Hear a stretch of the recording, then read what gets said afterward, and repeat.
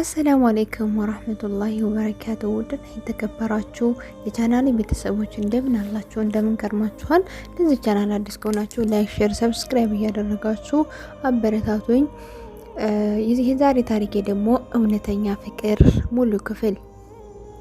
በቅድመ ኢስላም በጃሂልያ ዘመን ወደ ኢስላም ጥሪ ከመጀመሩ በፊት ከ15 ዓመት ገደማ አንድ ውብና ተክለ ሰውነቱ ያማረ ወጣት ከአባ አጠገብ ከሚገኘው በኸዲጃ ቢንት ኹለይድ ረዲየላሁ አንሁ ቤት አጠገብ አለፈ። ወጣቱ ሲያዩት ፊቱ እንደ በድር ጨረቃ የፈካ መልከ መልካም፣ የአይኖቹ ጥቁረት የበረታ፣ የሽፍሽፍታዎቹ ጸጉር ረዥም፣ ጸጉሩ በጣም የጠቆረ፣ አንገቱ መልሎ፣ አይኖቹ በተፈጥሮ የተኳሉ፣ ቅንድቡ ቀጭን እና ረዥም፣ ከሩቅ ሲያዩት እጅግ ሲበዛ ቆንጆ፣ ሲቀርቡት ተወዳጅ፣ ጥርሱ ነጭ፣ አፍንጫው ቀጥ ያለ ነበረ። በወቅቱ የኸዲጃ ቤትና የዳራል አሰድ ቢን አብዱል ኡዛ ቤት ከካዕባው ጥቂት እርምጃ ነበር የሚርቀው። አንድ የአይሁድ መነኩሴ በኸዲጃ ቤት ውስጥ ቁጭ ብሎ ሳለ መልከ መልካሙን ወጣት አየው። ኸዲጃንም ወጣቱን ጠርቶ እንዲመጣ አዘዛት። ወጣቱም በኸዲጃ አገልጋይ ተጠርቶ መጣ። አይሁዳዊ መነኩሴ ወጣቱ በትህትናና ልብሴንም ከትከሻው አካባቢ ገልብጦ ሲያየው ጠየቀው። ወጣቱም እንዴት ተጠየቀው አደረገ። አይሁዳዊ ትከሻው ላይ አካባቢ ባየው አስደናቂ ነገር ተደሰተ። አቅፎም ሳመው። ሁኔታውን ስትከታተል የነበረችው ኸዲጃ ለአይሁዱ ይህንን ድርጊት ቁረይሾች ቢያዩህ አንተን ከመቅጣት ትዕግስት የላቸውም አለች። በእርግጥም የአይሁዱ ድርጊት ለምን እንደሆነ ኸዲጃ ረዲየላሁ አንሁ የገባት ነገር የለም። ወጣቱንም ስታዩ ፊቱ የፈካና የሚያምር አንደበተ ርቱዕ ነበረ። በሌላ ጊዜ አይሁዱ ለኸዲጃ እንዲህ አላት፣ በተውራትና በኢንጂል ኪታቦች ላይ ሰፍሮ እንዳየሁት የአንድ ብርቱ ሰው መምጫ እየተቃረበ ነበረ። ይህ ሰው የተወለደው እዚሁ መካ ነው። እናትና አባቱ በልጅነቱ ይሞታሉ። አጓቱ ያሳድጉታል። ወደ መዲናም ይሰደዳል። የሻምን ስልጣን በእጁ ያደርጋል። በመካ ያሉት ጣዖቶች በሙሉ ሰባብሮ በማስወገድ ከአባን ንጹህ ያደርገዋል። ኸዲጃ አይሁዱ የተረከላትን በጥሞና አዳመጠችው። በንግግሩም ተማረከች። ልቧ ጓጓ። ወጣቱንም ለማወቅ ፈለገች። በሌላ ጊዜ አጎቷ ወረቃ ስለዚህ ጉዳይ ጠየቀችው። ወረቃም ወደ ሻምና ሶሪያ በመሄድ የኢንጂልን መጽሐፍ ስላጠናናና ስለመረመረው ይመጣል ተብሎ የተነበበው ታላቅ ሰው ከቁረይሽ እንደሚያገባ በገንዘብ እንደምትረዳውና ከጎኑ እንደምትሆን አረጋገጠላት። የተከበረችው ኸዲጃ በዝሆኖች አቆጣጠር ከ15 ዓመት ቀደም ብላ ከአባቷ ኹለይድ ኢብን አሰድ አብዱል ኡዛ ከእናቷ ፋጢማ ቢን ዛኢዳ ተወለደች። ኸዲጃ ስሩ ከጠለቀ ጫፉ ከዘለቀ ከተከበረ ነገድና ቤተሰብ የተገኘች ናት። ከሕፃንነቷ ጀምሮ የነገሮችን እውነታ የመከታተልና የማወቅ ጉጉቷ ከእድሜዋ የላቀ ነበረ። ስለ ንግድ አባቷ ከወንድሞቿ ጋር ሲወያይ በአትኩሮት ትከታተል ነበረ። ለአቅመ ሔዋን ስትደርስ ብዙ የጋብቻ ጥያቄ ይቀርብላትም ጀመረ። እሷ ግን በስሜት ተገፋፍታ ለምርጫ አልቸኮለችም። ጉዳይን በጥልቀትና በስፋት በመመርመር ለምትወደው አቋም ሚዛናዊ መለኪያዎቿን መፈለግ ተቀዳሚ ተግባሯ ነበረ። በመጨረሻም ግን አቡ ሀላህ ኢብኑን ዚራራህ አገባች። ከሱም ህንድና ሀላህ የተባሉ ልጆችን አገኘች። ኸዲጃ ከአቡ ሀላህ ጋራ ከጥቂት ዓመታት እንደቆየች በሞት ተለያት። ከዚህ አቲቅ ኢብኑል ኩዘይም አገባች። ከሱም አንድ ልጅ ከወለደች በኋላ አቲቅ በሞት ተለያት። ሀብትና ንብረቱን ወርሳ ተቀመጠች። ከባሏ ሞት በኋላ የተለያዩ ሰዎች ለጋብቻ ቢጠይቋትም ፈቃደኛ አልሆነችም። የወንድ አይነት እየተግለሰለሰ በተለያዩ አቀራረብ ደጅ ቢጠናና ስሜት አልሰጣትም። አላህ በረቀቀ ጥበብና ማንም በማይደርስበት ሚስጥር የማንነት መለኪያ የትልቅነት መገለጫ የሆነውን ከቀረቡት ነገሮች ሁሉ እጅግ ብልጫ ያለው መልካም ነገር ሁሉ አጠቃሎ የያዘ ሰው አዘጋጅቶላት እንደነበር አስበው ታውቅ ይሆን? ኸዲጃ ጣዖትን አላመለከችም። በጃህልያ ከጣዖት አምልኮ እንድትቆጠብ ያደረጋት ለአጎቷ ወረቃ ያላት ቀረቤታ። ወረቃ ኢብኑ ኑፈይል የነሳራዎች መጽሐፍ ከቅድመ አያቶቹ ስለተሰጠው ይህ መከተል መርጦ ስለነበረ ብዙ እውቀቶችን ወደ ተለያዩ ሀገሮች ሂዶ ተምሮ ብዙ እውቀት ስላገኘ ኸዲጃ የባዕድ አምልኮ እንዳትከተልና እንድትጠላ አድርጓታል። የተረጋጋች በሳል ተፈጥሮን እየሰከነ በመሆኗ ሰዎች ጧሂራ ንጽህነትን በሚል በልዩ የማዕረግ ስያሜ ይጠሯታል። ይህ ስያሜ ከእስልምና በፊት ያገኘችው ነው። አንድ ወቅት ከቁረይሽ ሴቶች ጋር ሆና በጃሂል ጊዜ ዓመታዊ በዓል በሚከበሩበት የክብር ቦታ ቁጭ ብላ ሳለ አንድ ሰው ሴቶች አጠገብ ሲደርስ እናንተ የመካ ሴቶች በእናንተ ከተማ ነብይ ሊመጣ ነው፣ ስሙ አህመድ ይባላል፣ ከእናንተ የቻለ ያግባ ሲል ጩኋል። ሴቶችና ሌሎች ሰዎች ጭምር በድንጋይ እየደበደቡ አባረሩት። የተከበረችው ኸዲጃ ስትቀር የኸዲጃ ሀብት ከጊዜ ወደ ጊዜ እየጨመረ መጣ። በውክልና የሷ ዘንድ በኮሚሽን መቀጠር ከቻሉ ሰዎች መካከል ሙሐመድ ሰለላሁ ዐለይሂ ወሰለም አንዱ ነበር። ወጣቱ ትሁት ሰው አክባሪ፣ የሰውን ገንዘብ ያለ ሐቁ የማይፈልግ ታታሪ፣ ቸር፣ ስራው ወዳድ በመሆኑ ኸዲጃ ጋራ ከተቀጠረ ጀምሮ ከመካ ከተማ ርቆ በመሄድ እየነገደ ገንዘቧን በእጥፍ አሳደገው። በዚህም ኸዲጃ በወጣቱ ኮርታበታለች። መሐመድ ኸዲጃ ጋር የተቀመጠው እንዲሁም በአጋጣሚ አልነበረም፣ በሚያሳድጉት አጎቱ ጥሪት አነስተኛ በመሆኑ እንጂ። የሙሐመድ አባት አብዱላህ ገና ሳይወለዱ ነበር የሞቱት። እናታቸው ያጡት ደግሞ በ6 ዓመታቸው ነበረ። ቢሆንም በአያቱ ዘንድ አደገ። አያቱ ሲሞቱ አጎቷ ተረከበው። መሐመድ አጎቱ ጋራ መኖር ሲጀምር ፍየል በመጠበቅ ተግባር ተሰማራ። ግን ብዙም ሳይቆይ አጎትየው የገቢያቸው መጠን ለማሳደግ ጥረት በማድረግ ጀመሩ። አንድ ቀን ኸዲጃ ወንዶቹን ወደ ምድረ ሻም በመላክ እንደምታሰማራ ስለሚያውቁ ነጋዴ ወደ ተባለው ሀገር ለመጓዝ በዝግጅት ላይ ሳሉ መሐመድን አስጠርተው ስለ ሁኔታው ሊነግሯቸው ወሰኑ። የወንድሜ ልጅ ሆይ እንደምታውቀው አንዳች የሌለኝ ድሃ ነኝ። ጊዜው ደግሞ በድርቅ ተመቷል።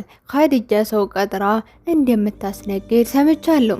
በእርግጥ የምትከፍለው ገንዘብ አነስተኛ በመሆኑ ደስ አያሰኝም።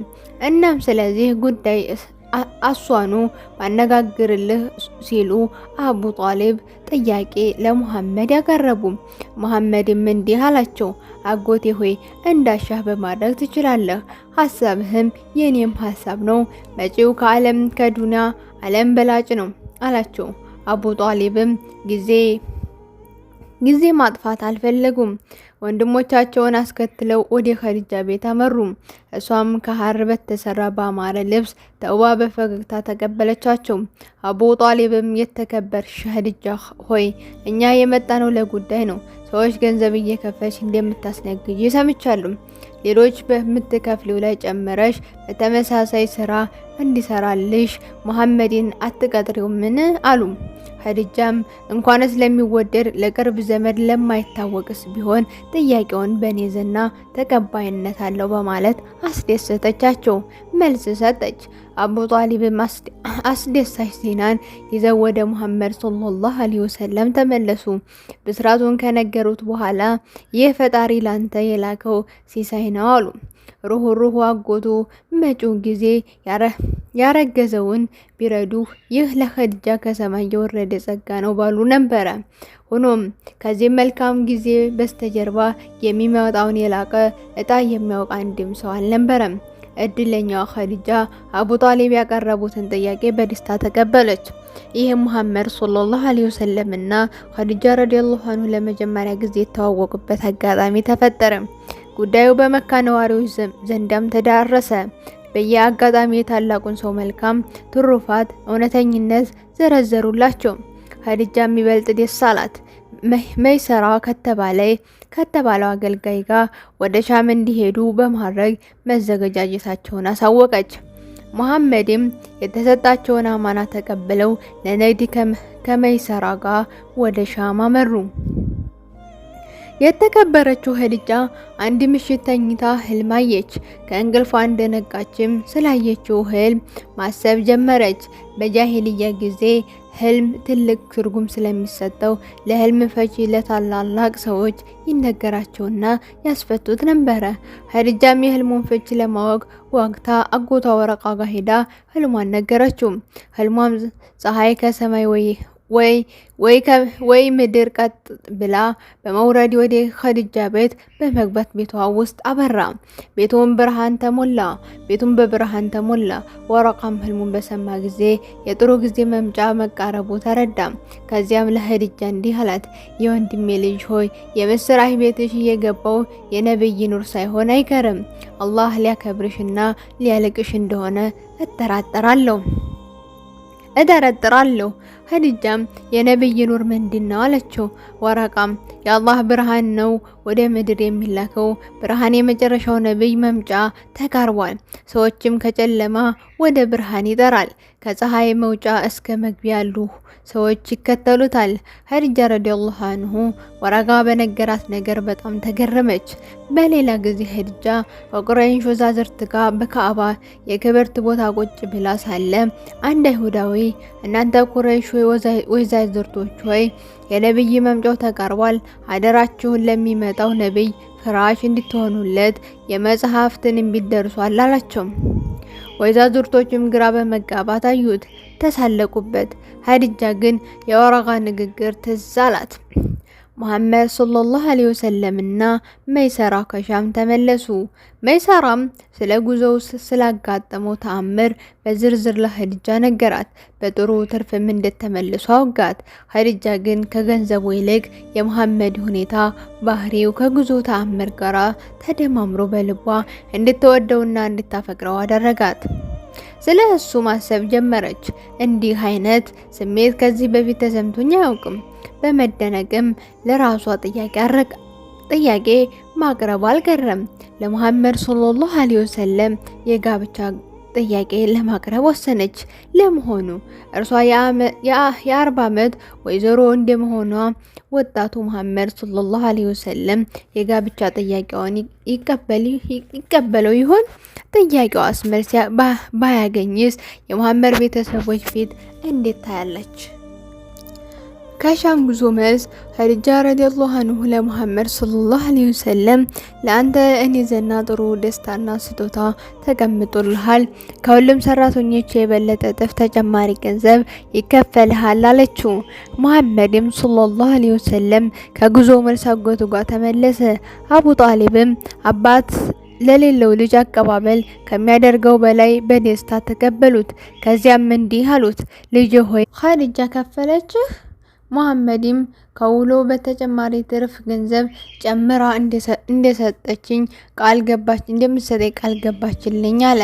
አቡ ጣሊብም ልጄ ሆይ የወላጆች አደራ አለብኝ፣ እንደምታየኝ አርጅቻለሁ፣ የሞትም ምልክት እየታየብኝ ነው። ስለዚህ አንተ ድሬ ወግ ማረግህን ማየት እፈልጋለሁኝና ከቁረይሽ ጥሩ ሚስት ፈልግልህና ብድርህስ አሉት። ሙሐመድም አጎቴ ሆይ አንተ እንደፈለክ ማድረግ ትችላለህ፣ እኔ ያንተን ትዕዛዝ ለመፈጸም ዝግጁ ነኝ አለ። ከሻም መልስ በሁለተኛው ቀን ታላቁ ሙሐመድ ሰለላሁ ዐለይሂ ወሰለም ገላቸውን ታጣጥበው አቡ ጣሊብ በገዛላቸው ልብስ ተውበው ወደ ኸዲጃ ቤት ሄዱ። ኸዲጃም እውነተኛና ታማኝነት፣ ፍትሃዊ፣ አዛኝ፣ መልካም ሰሪን ታላቁን ወጣት በውበቱ ላይ አዲስ ልብስ ተጎናጽፎ ስታየው ተደነቀች። ከዚያም እንዲህ አምረህ የመጣኸው ከኔ አንድ ነገር ፈልገ ሳይሆን አይቀርም፣ ምን ልታዘዝ? ሀጃህ ምንድነው አለችው። ከአንቺ ዘና ያለኝ ገንዘብ ፈልጌ ነው አላት። ሙሐመድ ሆይ ይህ ዋአትና ገንዘብ ይዘህ በዚህ ሁኔታ ምን ልትሰራ ነው አለችው። አጎቴ ከቁረይሽ የሆነች ሚስት እድርሃለሁ ስላለኝ ተስማምቼ ነው የመጣሁት አላት። ሚስት ልታገባ አስበህ ከሆነ እኔ ዝግጁ ቆንጆ የሆነች ገንዘብ ያላት ለዘርህ ቅርብ የሆነች ሹማምንቶች ለጋብቻ ጠይቀዋት ቢያለች ሰዎች ጋር ዘንድ የተከበረች አእምሮዋ የተረጋጋና የሞላ አንተን እንጂ ከአንተ ምንም የማትፈልግ ሚስት አዘጋጅቻለሁ አለችና እንዲህ ስትል ቀጠለች። ከአንተ የማልደብቀው 2 ነውር አላት። አንደኛው ነግሯ አግብታ ታውቃለች፣ ሁለተኛ በእድሜ ካንተ ትበልጣለች አለችው። መሐመድም አንቺ ጥሩዋ ሴት ሆይ ማናት? እሷ የትስ ነው ያለችው አላት። ያንተ ምርኮኛ ናት፣ እዚሁ ቅርብ አጠገብህ ታያታለህ፣ ስሟም ኸዲጃ ይባላል አለችው። መሐመድም ሁሉም ነገር በተገለጠለት ጊዜ ምንም መልስ ሳይሰጣት ዝም አለ። ኸዲጃም የእሽታ መልስ ስጠኝና የልቤን አሳርፈው አለችው። አሁንም ከወጣቱ መልሳ ስታጣ አላህ ካለ እኔ ከታጋሾቹ ታገኘኛለህ፣ አንተም በምንም አልወነጅልህም አለችው። መሐመድ ሰለላሁ ዐለይሂ ወሰለም ኸዲጃ ሆይ አንቺ የተከበርሽና ባለብዙ ሀብት፣ እኔ ደግሞ አንቺ ተቀጣሪ ከምትሰጪ ገንዘብ ሌላ ምንም የለኝም። እናም ገንዘብ የሌለው ፈልጎ ቢሆን ቢጤውን ያገባል አላት። ኸዲጃም እንዲህ አለች፣ ገንዘቡን ብናደባልቀው ይበዛል እንጂ አያንስም። ወጣቱን በድጋሚ ምንም ሳይመልስላት ዝም አለ። ኸዲጃም በግልጽ ሆነ በድብቅ የሚሰሩትን የሚያውቅ የሚያይ በሆነው ጌታ ይሁንብኝ፣ በእኔ በኩል ምንም የሚሸፍን ነገር የለም። ሁሉም ነገር እውነት ነው በል። አሁን ወደ ቤተሰቦች ሄድና አጎትህን ለጋብቻ እንዲጠይቁኝ ንገራቸው። ምናልባት አባቴ ብዙ ገንዘብ ለኒካ ከጠየቀህ የጠየቀውን በሙሉ እኔ እሰጥሃለሁ። እኔ ያንተ ነኝ፣ እኔው መረጥኩ። ከአንተ ሌላ ማንንም አልፈልግም። ልቀርብህ ሳስብ አትራቀኝ፣ ልቀርብህ ስፈልግ አትራቀኝ አለችው። ልመና በተቀላቀለበት አነጋገር መሐመድ ሰለላሁ ዐለይሂ ወሰለም ተነስቶ ከቤት ወጣ። ኸዲጃ መሐመድ ሰለላሁ ዐለይሂ ወሰለም ከመምጣቱ በፊት ለወዳጅ ጓደኛዋ ለነፊሳ አጫውታት ነበረ። ነፊሳ እሱም አሳምና ከምትወደው ሰው ጋር እንደምታጋባት ቃል ገብታላን ነበረ።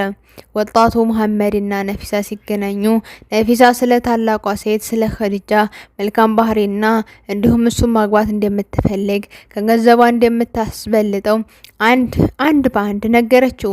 ጥያቄዋን እንዲቀበልም አሳመነችው። ታላቁ ሰው አጎቱ ቤት ተመለሰ። አቡ ጣሊብም ከወንድሞቹና ከእህቶቻቸው ጋራ ቤት ቁጭ ብለው አገኛቸው። አጎትየው በፈገግታ ተቀበለው። ከዚያም ኸዲጃ ከባድ ስጦታ ጋራ እንደላከችህ ገምታለሁ አሉት። መሐመድም አጎቴ ሆይ ግምትህ ትክክል ነው፣ ከአንተ ጉዳይ አለኝ አለው። አቡ ጣሊብም ከአንተ ጉዳይ ጀርባ ጌታ አለ፣ ለመሆኑ ምንድናት ጉዳዩ አሉት። መሐመድም ሄዱና ኸዲጃን ለትዳር እንደምፈልጋት ቤተሰቦቿን ጠይቁና አምጡልኝ አለ። የመሐመድ አጎቶች ተያዩ። ከአቡ ጣሊብ በስተቀር ማንም ምንም መናገር አልፈለግም። አቡ ጣሊብም ልጅ ሆይ ኸዲጃ እጅግ የተከበረች በሰዎች ዘና የተወደደች ብዙ ሀብት ያላት ከአሁን በፊት 2 ሰዎች አግብታ በሞት የተለዩዋት ንብረታቸውን ወርሳ የምትኖር አሁን በቅርብ ታላላቅ ሹማምንቶች ለጋብቻ ጠይቀዋት እምቢ ያለች ናት። አንተ የወንድሜ ልጅ ሆይ ደግሞ ምንም ንግድ የለህ፣ በእርሷ ተቀጣሪ ነህ። ስለዚህ እርሷን አሳልፋ አትሰጥህም አሉት።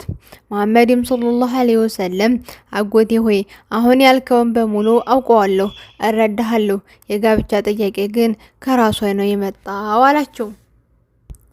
አቡ ጣሊብ ወጣቱ ያለውን ባለማመን እንዴት ብሎ ጠየቁት።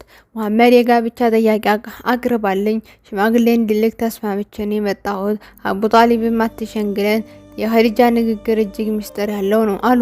መሀላቸው የነበረው አቡ ለሀብ የወንድሜ ልጅ ሆይ አንተ ኸዲጃን ማግባት አትችልም፣ አትመጥንህም፣ የአረቦች መሳለቂያ አታድርገን አለው። ሌላኛው አጎታቸው አባስ እንደ መቆጣት ብሎ ለምንድነው የምትዘላብዱት? ወላሂ ሙሐመድ በመካ ውስጥ እጅግ በጣም ውብና ጥሩ ስነ ምግባር ያለው በህዝቡ ዘና ሙሐመዱል አሚን የሚል ስም የተሰጠው ታማኝ ልጅ ነው። ታዲያ ኸዲጃ ለእርሱ ምኗ ነው የምትከብደው? ንግግር ማጥላላት ምንም የሚጠቅም ነገር አይደለም። ተነሱ ሄደን የኸዲጃን ወላጆች እንጠይቅ አሉ። መሀላቸው ጸጥታ ሰፈነ። አክስታቸው ሶፊያ ሁኔታውን ለማረጋገጥ ወደ ኸዲጃ ቤት ሄደች። እንደደረሰችን በሩን በዝግታ አንኳኳች። በሩን የከፈተችው ኸዲጃ ነበረች። ከዚያ ማርሂቢ ብላ በፈገግታ ወደ ውስጥ እንድትገባ ጋበዘቻት። የሚቀመስ ነገር ለማምጣት መነሳቷን ባወቀች ጊዜ ሶፊያ እንዲህ አለቻት፣ እኔ ምግብ ፈልጌ አልመጣሁም፣ ወንድሞቼ የጠየቁኝ ነው። በእርግጥ አንቺ ጋራ የመጣሁት የሰማሁ ጉዳይ እውነት መሆኑን ላጣራ ነው አለቻት። ኸዲጃም ረዲየላሁ አንሁ የመጣሽበት ወሬ በእርግጥ እውነት ነው፣ ከፈለጋችሁ በአደባባይ ማውራት ትችላላችሁ። እኔው ነኝ ጥያቄውን ለሙሐመድ ያቀረብኩለት። የፈለገ ቢመጣ ሙሐመድን ከማግባት የሚያግደኝ ማንም የለም አለች። ሶፊያም በኸዲጃ ንግግር ተገረመች። ከዚህም ኸዲጃ ሆይ እውነት አለሽ፣ ሙሐመድን የመሰለ ውብ ሰው በመውደድሽ የሚያጋጥምሽ ነውር የለም አለቻት። ኸዲጃም በሶፊያ ንግግር ተደስታ ወደ ጓዳ በመግባት ውድ ቀሚስ አምጥታ አለበሰቻት። ደስታውን መቆጣጠር እስኪያቅታት ድረስ እቅፍ አድርጋም ሳመቻት። ከዚያም ብስራቱን እንድትናገር ወደ ወንድሞቿ ሸኘቻት። ሶፊያም ቤት እንደደረሰች የወንድሞቿንና የሙሐመድ ሰለላሁ ዐለይሂ ወሰለም ፊት በፈገግታ ተቀበላት። ሁሉም ጥሩ ዜና ይዛ የመጣች መሆኑን ያወቁት በውድ ልብስ አሸብርቃ መመለሷን ሲያዩ ነው። ወንድም አቡ ጣሊብ አንቺ እውነተኛይቱ ልጅ ሆይ በምን መጣሽ አሉ። ሶፊያም ኸዲጃ እውነቷን ነው፣ በሙሐመድ ፍቅር ወድቃለች። በእርሷን በኩል ያለውን ጣጣ አልቋል። አሁን የሚቀረው አባትየውን መጠየቅ ብቻ ነው። ኸዲጃ ከምትሻል ሌላ ሴት ለማግባት ሊከብድ ይችላል አለችው። የሙሐመድ አጎቴ ደስ አላቸው። አቡልሃብ ሲቀር ወዲያውኑ ምርጥና የክብር ልብስ ለብሰው ሙሐመድ ሰለላሁ ዐለይሂ ወሰለም ከኋላ እስከ ኩወይሊድ ቤት አመሩ። እግረ መንገዳቸውን አቡበክር ረዲየላሁ አንሁ ወደ እነሱ ሲመጣ አገኙት። ከዚያም አቡ ጣሊብ የአቡ ቀሃፍ ልጅ ወዴት እየሄድክ ነው አሉት። አቡበክርም ረዲየላሁ አንሁ የአብዱል ሙጠሊብ ልጆች በእርግጥ ወደ እናንተ ለጉዳይ እየመጣሁ ነበር አሉ። አቡ ጣሊብም ጉዳይህ ምን ነበረ ሲሉም አቡበክርም ማታ ህልም አይቼ ነበር፣ እናም ፍቹን ልጠይቃችሁ መምጣቴ ነበረ አሉ። ህልሙ ምን እንደሆነ ጠየቁት። አቡበክርም ከአቡ ጣሊብ ቤት አንዲት ኮከብ ወደ ሰማይ ትሄድና ከሌሎች ኮከቦች ጋራ ትደባለቃለች። ከዚያም ተመልሳ ወደ ሁለቱ ቤቶች ትገባለች። አንደኛው ቤት የኸዲጃ ቤት ነው፣ አንዱ ደግሞ የሱዩዋን ቤት ነው። አቡ ጣሊብም እኛ አሁን ወደ አልካቸው ቤት ለጉዳይ እየሄድ ነው፣ ህልምህ ጥሩ ብስራት አለው። ኩልወይልድም ፈቃደኛ ከሆነ ለሙሐመድ ላሚን ኸዲጃን ለጋብቻ ልንጠይቅለት ነው። ኮከቡ ሙሐመድ ነው። የገባበት ቤት ያለው እንዳየኸው የኸዲጃ ቤት ነው በማለት ህልሙን ፈቱለትና መረቀውት ወደ ኩወይልድ ቤት አመሩ። የኸዲጃ ያፈራው ቤተሰብ በማህበረሰቡ ዘና ጥንታዊ ከበሬታ የነበረው ለህዝቡ ግንኙነት የቅርብ ተጠሪና ነገር ቆራጭ የነበረ ነው። በቁሰይ አማካኝነት በካዕባው አቅራቢያ ዳረል ነድዋ በሚል ስያሜ የሚታወቀው ታላቅ አዳራሽ ውስጥ የነገዱ ታላላቆችና ነገር አዋቂዎች በህዝባዊ ጉዳይ ውሳኔ የሚሰጡ ናቸው፣ ይከበራሉ። የሙሐመድ ሰለላሁ ዐለይሂ ወሰለም አጎቶች ኩወይሊድ ቤት ደረሱ። እንግዶች እንደመጡ በአገልጋዩ መልእክት ደርሶት የነበረው የኸዲጃ አባትም በጥሩና በከፍተኛ ክብር ተቀበላቸው። ኩወይሊድም እንግዶቹ የመጡበት ምክንያት ባያውቅም ኸዲጃን ግን ለጋብቻ ይጠይቃሉ የሚል ግምት በጭራሽ የለውም። እንግዶችን ለመስተንግዶ ምስጋና አቀረቡ። ከዚያም አቡ ጣሊብ እንዲህ አለ፣ ምስጋና ለአላህ ይሁን። ኩወይሊድ ሆይ እንደምታውቀው እኛ የአጎታሞቾች ጉሳዎች ነን። አንዳችን ለአንዳችን ጋሻና መከታ ይሆን። በቋሚነት በመካከላችን ምንም መበዳደል ሳይኖር ተከባብረን በጨዋ ደንብ ኖረናል። እናም ከናንተ ጉዳይ አለን። አንተ ደግሞ ጉዳያችን እንደምትቀበለውና እንደምትፈታው ባለሙሉ ተስፋ ሆነን ነው የመጣ ነው ሲሉም ኩወይሊድ ጉዳያቸው ምን እንደሆነ ጠየቃቸው። ልጅህን ኸዲጃ ለጋብቻ እንድንጠይቅ ነው የመጣ ነው አሉ። ኹወይሊድም ለመሆኑ የሚያጫት ሰው ማን ነው? አቡ ጣሊብም ታማኙና ጸባይ የሸጋው መልከ መልካሙ ሙሐመዱ ላሚን ነው አሉ። ቁረይሾች በሚጠሩት አጠራል ኹወይሊድ የተጠራው ስም ሲሰማ ፊቱ እንደጨፈገገ አደረግና ከዚያም የአብዱል ሙጣሊብ ልጆች ወደ ኋላ የቀራችው ልጄ ኸዲጃ እንደምታውቁት የተከበረችና እድለኛ ሴት ናት። ከቁረይሾች ሴቶችም ትበልጣለች። አላህ በሀብት ያበለጸጋት እጅግ የተከበሩና በሀብታቸው አንቱ የሚባሉ ሹማምንቶች ለጋብቻ ጠይቀዋት ከነሱ የተብቃቃች እምቢ ያለች ናት። ታዲያ ደሃ የቲም ለሆነ ሰው እንዴት ፈቃደኛ ትሆናለች? አትሆንም አላቸው። ለሽምግልና የመጡ የሙሐመድ አጎቶች ኹወይሊድን በጥሩ አነጋገር ሊያሳምኑት ሞከሩ። እሱ ግን ጭራሽ እንደማይሆን ነገራቸው። ሙሐመድም ከኸዲጃ ጋር በንጽጽር እያቀረበ የማይሆን ገለጻ። አቡ ጣሊብም በብስጭት ኹወይሊድ ሆይ ሙሐመዱ ላሚን ሚስት ፈልጎ ቢጠይቅ ኑሮ ከቁረይሽ ውስጥ ምርጧ እናቀርብለታለን። ሀብት ፈልጎ ቢጠይቅም እኛ ዘመዶቹ እሱን ባለ ሀብት እናደርገዋለን አሉት። ሐምዛም ፀሐይንና ጨረቃ እኩል ማነጻጸር ጅልነት ነው በማለት በቁጣ ተናገረውና ወንድሞቹን አስከትሎ ከቤት ወጡ። ኸዲጃም የሽማግሎቹ መምጣት ቀድማ ታውቅ ስለነበረ አገልጋዩን ሁኔታ እንድታጣራ ልካት ነበረ። አገልጋዩም የኹወይሊድ እምቢ ማለት ነገረቻት። ወዳውኑ ኸዲጃ አጎቷ ወረቃ በአስቸኳይ ጠርቶ እንዲመጣ ላከችበት። አጎቷም መጣ። ኸዲጃ ቤት ሲደርስ ኸዲጃ እንዲህ ስፍራ ትክዝ ብላ ቁጭ እንዳለች አጠገቧ ቁጭ አለና ወረቃም እንዲህ አላት፣ ምነው ልጄ ምን አገኘሽ? ኸዲጃ አባቴ እንግዶቹን በባዶ መልሶ የለ አለችው። ወረቃም ቆጣ ብሎ አንቺ መልካም አልሰራሽም፣ የቅርቡም የሩቁም ለጋብቻ ቢጠይቁሽ ፈቃደኛ አልሆንሽም አላት። ኸዲጃም የጠየቁኝ በሙሉ ነውር አለባቸው። ዑትባ ሽማግሌ ነው። አቡ ጀህልም ክፉና ጨካኝ ርካሽ ነው። ኡመየ ደግሞ እጅግ ብዙ አካባቢዎችን ያስተዳድራል። እኔ ደግሞ መካን ለቅቄ መሄድ አልፈልግም። ለእኔ ስጦታና በረካዬ እዚሁ መካ ያለ ነው አለችው። ወረቃም በእርግጥ ሰዎቹ እንዳልሻቸው ችግር ያለባቸው ናቸው ሲላት፣ አጎቴ ሆይ ከነሱ ሌላ የጠየቀኝ አለ አለችው። እሱም ሙሐመዱ ላሚን ጠይቆሽ የለ አላት። ኸዲጃም በእርግጥ አዎ፣ የእርሱን ነውር የምታውቀው ከሆነ ንገረኝ አለችው። ወረቃም በእርግጥ አባትሽ እንዳለው አይነት ነውር አይደለም፣ ቢሆን አድምጭኝ አላት። ስለ ሙሐመድ መልካም እና ጥሩ ዝና እንጂ እርሱ በጭራሽ ነውር ይኖረዋል ብዬ አላስብም። ገምታም አታውቅም። ግን አጎቷ ለመናገር የፈለገውን ነውር ለመስማት ባትፈልግም ግድ ነውና ለማዳመጥ ተመቻቸች፣ ቁጭ አለች።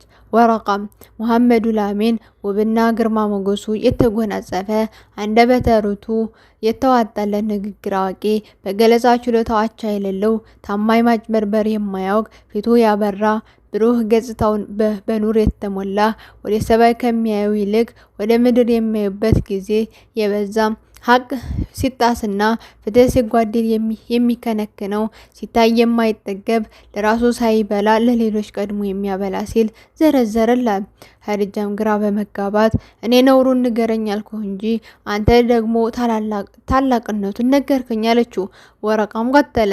ፊቱ እንደ ጨረቃ የሚያበራ እጅግ ቸር፣ አፍንጫው ቀጥ ያለ፣ አይኑ ላየው እጅግ ጉድ የሚያሰኝ ነው በማለት ስለ ሙሐመድ ሰለላሁ ዐለይሂ ወሰለም ውበት አወራ።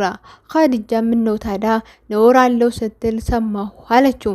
ወረቃም አቡ ጀህል ድሃ ገንዘብ የሌለው ሲል ሰማሁት አለና ቀጠል አድርጎ ዋናው ቁም ነገሩ ድሃ መሆኑ አይደለም፣ ገንዘብ ነገ ይገኛል አላት።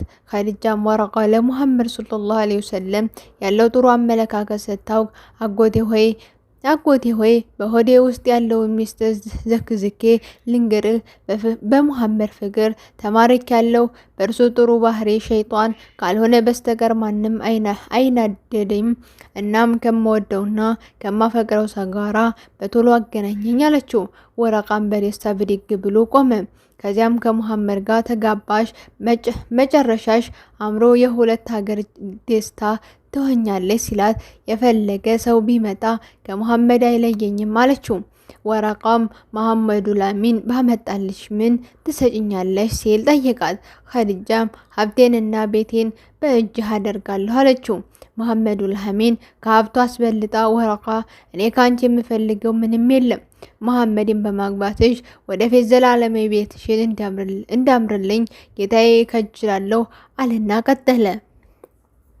ቀጠል አድርጎ ኸዲጃ ሆይ ወደፊት ከፊት ለፊታችን ወደ አኼራ ስንሄድ ሂሳብና ቅጣት ይጠብቀናል። ከዚህ የሚድነው ደግሞ በአላህ አንድነትና እርሱ በላከው መልእክተኛ ብቻ ያመነ ነው አላት። ኸዲጃም ከቤቷ ጥላ ሄደ። ወረቃ ከኸዲጃ ቤት ወጥቶ ያመራው ወደ ወንድሙ ኩልወይድ ቤት ነበረ። እንደገመተውም ሰክሮ አገኘው። በእጁ የመጠጥ ብርጭቆ ጨብጧል። ወረቃም አጠገቡ ቁጭ አለ። ኩወይልድ ከመጠጡ ሊጎነጩ ሲል ወረቃ ከለከለውና እጁን ተቀበለው። ከዚያም ወረቃ በኒ ሃሽሞች አንተን ሊገሉህ እየተመካከሩብህ ነው፣ በተለይ ሐምዛ ከነቤቱ አቃጥለዋለሁ፣ አሻራውን አጠፋዋለሁ እያለ ይዝትልሃል አለው። ኩወይልድን በምን ወንጀሌ ነው ይህንን ክፉ ስራ የሚፈጽምብኝ ሲል ጠየቀው። ወረቃም የወንድማቸውን ልጅ መሐመድን ስትሳደብ ሰሞ፣ በእርግጥ እንደ መሐመድ ያለ ጨዋ ሰው አይሰደብም። ኸዲጃ ወደ ሻም ስትልከው በጉዞ ያጋጠመውንና የታየውን ተአምር መይሰራ ሲነግር ሰምተሃል አለው። ኩወይልድን በእርግጥ መሐመዱ ላሚን ለኔ የተከበረና ጨዋ ሰው ነው፣ ግን ኸዲጃን ለጋብቻ የጠየቁት እኔ ደግሞ እንቢ አልኩኝ ሲለው፣ እኛ ቤተሰብ በዚህ ጉዳይ ሳንመካከር ብቻህን ለሚመልስ ሰጠህ አለው ወረቃ። ኩወይልድን በሁለት መንገድ ፈርቼ ነው ጋብቻ ያልተቀበልኩት፣ አንደኛው ከፀሐይ መውጫ እስከ መግቢያ የናኘው ዝናዬ እንዳይበላሽ፣ ሁለተኛው መሐመድ የኸዲጃ ተቀጣሪ እናትና አባት የሌለው የቲም በመሆኑ ነው አለው። ወረቃም ቁረይሾች ዘንድ የተወደደውን የመሐመዱ ላሚን የዘር ግንድ ለመቀላቀል የማይፈልግ ማንም የለም። አንተ ኸዲጃን ብትከለክላቸው እርሷ ራሷን ለመሐመድ አጭታለች። አንተ ግን ለጀግናውና ለአንበሳው ሐምዛ ለስመገናናው አባስ ለተወዳጁ አቡ ጣሊብ ጠላት ሆንክ አለው። ኩወይልድም አደረገና ወንድሙ ወረቃ የነገረው እውነት ከሆነ የእርሱ ኸዲጃን መከልከል ዋጋ ቢስ ነው። ከዚያም ለወረቃ እንዲህ አለው፣ ወንድሜ ሆይ እነርሱ ጋር ሄደህ ኩወይልድ ተስማምቷል በላቸው፣ የመሐመድ አጎቶች እንዳይሳለቁብኝ ፈራው። ወረቃም ኩወይልድ ሆይ ለዚህ ሀሳብ አይግባህ፣ በኒ ሃሽሞች እንዳይቀየሙ ይቅርታ እንዲያደርጉልህ በማድረግ ቃል እገባልሃለሁ አለው። በዚህ ጊዜ ኩወይልድ ደስ አለው። ወረቃም የመሐመድ ቤተሰቦች ዝና ሄዶ እንዲያስማማቸውና ይቅርታ እንዲያደርጉለት ከዚያም ውክልና ወስዶ ኸዲጃን ኒካ እንዲያደርጉላት ነገረው። ወረቃም እንዴት ተባለው አደረገ። የመሐመድ ሰለላሁ ዐለይሂ ወሰለም ቤተሰቦችም ተስማሙ።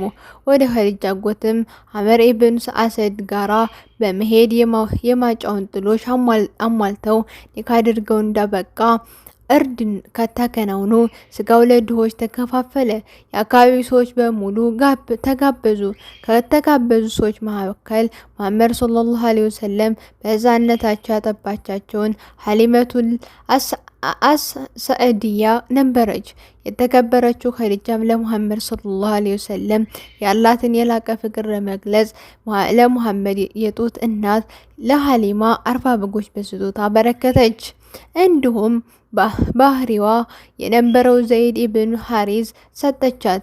በመጨረሻም የደስ የቀን የመካ ሹማምንቶችና ታላላቅ ሰዎች የኸዲጃ ቤተሰቦች ያዘጋጁትን ድግስ ተመግበው እንዳበቁ ወረቃ ኢብኑ ነውፈል እንዲህ አለ፣ እንግዶች ሆይ በዚህች በመካ ዙሪያ ያለችው ይሁን ከሌላ አካባቢ የተጋበዛችሁ የመጣችሁ ሁላችሁንም መውቁት። በዛሬው ዕለት በዚች ሰዓት ልጃችን ኸዲጃ ቢንት ኩወይልድ ለሙሐመድ ኢብኑ አብዱላህ ድረነዋል፣ ሰጥተነዋል። ደስ ይበላችሁ፣ ደስ ብሎናል አላቸው። ከዚህ በኋላ ነበረ በዓለማችን በኢስላም ጥሪ በፊት ድንቅና አስገራሚ ጋብቻ በታላቁ ነቢይ ሰለላሁ ዐለይሂ ወሰለም እና በኸዲጃ ረዲየላሁ ዐንሁ መካከል የተከናወነው። ከገንዘብና ከሹመት በላይ መልካም ስነ ምግባር፣ ጥሩ ባህሪ አስበልጣ አፍቅራ ኸዲጃ ረዲየላሁ ዐንሁ ነቢያችንን በማግባት ለኡመቱ ፈር ቀዳጅ ሆነችው። አላህ በስራው ይውደድላቸውና በዘመኗ ከነበሩ ሴቶች ሁሉ ምርጧ ኸዲጃ ናት። ታላቁ ነቢይ ሰለላሁ ዐለይሂ ወሰለም እንደመሰከሩላት በአላህ ፍቃድ ታሪኩ ተፈጸመ።